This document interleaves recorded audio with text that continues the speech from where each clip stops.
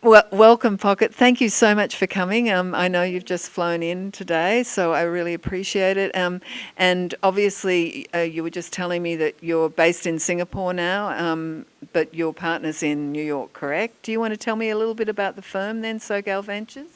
Yeah, so we run a new firm called SoGal, and our fund invests in the next generation of how people are going to live, work, and stay healthy. So we're super excited about these areas, how technology and new trends and where the world is changing and how that's going to affect everyone's lifestyle, work style, and health style. So far we've made 10 investments with the new fund.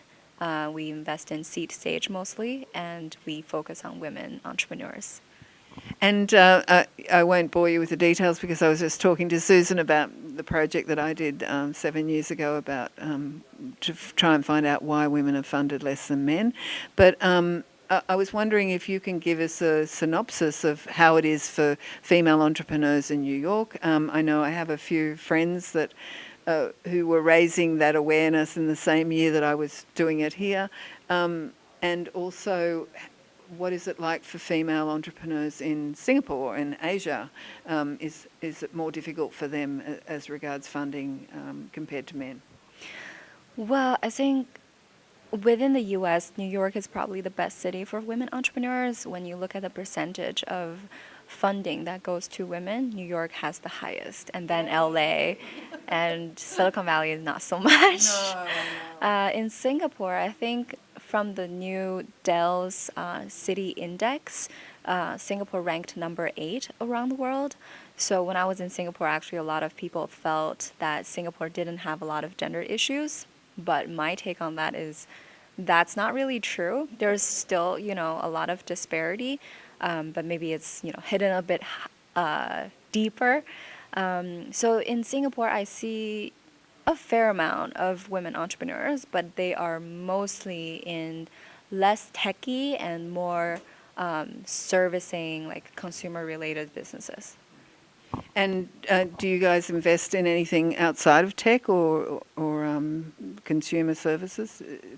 So because we live in, the next generation of living, working, and staying healthy, so our sector focus is mostly consumer tech, enterprise SaaS, mostly powered by AI, and digital health.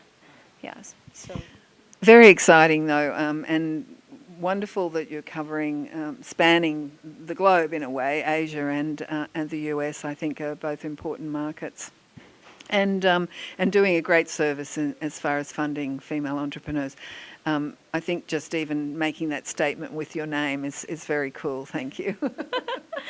yeah, we think not only it's cool and it's for a good purpose, we are capitalists, right? We think that women are one of the only remaining arbitrage investment opportunities. And, in the meantime, we can make a lot of money by investing in women, but we also want the world to be better, so we don't have to make money off of that.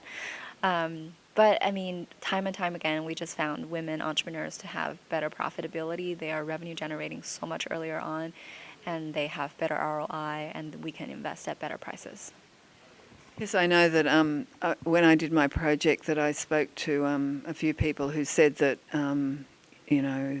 women repay loans, the micro loans, like 99%, something like that. Incredible diligence to paying off loans or making sure that they're funded properly. So I don't think there's really any problems in that regard as regards funding women, and they're often very diligent as far as work goes and trying to produce results. Do you have any humorous or weird or funny stories from being an investor? We have heard some really interesting ones over the years, and I wonder if you've got one. So we think that we adopt the Warren Buffett methodology, which is we invest in what we love and what we use, and we also just use what we invest in. So for example, this top that I'm wearing is from our one of our new investments called AJ. So they make technical and versatile like staple pieces for women who want to simplify their wardrobe. And this one is from another portfolio company of ours called Unbound. So they're an e-commerce marketplace for everything related to sexual wellness. So a lot of people, like, they're afraid to invest in a business like this, but for us, it's right up our alley because it's exactly how we want to revolutionize women's wellness around, your body and how you take control over that. So this looks like a necklace, but it is actually a vibrator. That is the best story we've had so far. That is so cool. But it's actually really, I think it's really empowering to wear something that's about your sexuality, but nobody knows about it. And it gives you this, like, I have a secret and I take control over that. So we're really proud of our companies, and we pretty much are the best advocates for them. And a very big differentiator for us as a fund is that we have a huge global community of female entrepreneurs who are, also millennial consumers. Like, who doesn't want millennial consumers? So all of our companies actually benefit from now being a part of our community, and we are driving sales for them very much, and just sending the brand message to people in our network. It's been incredible.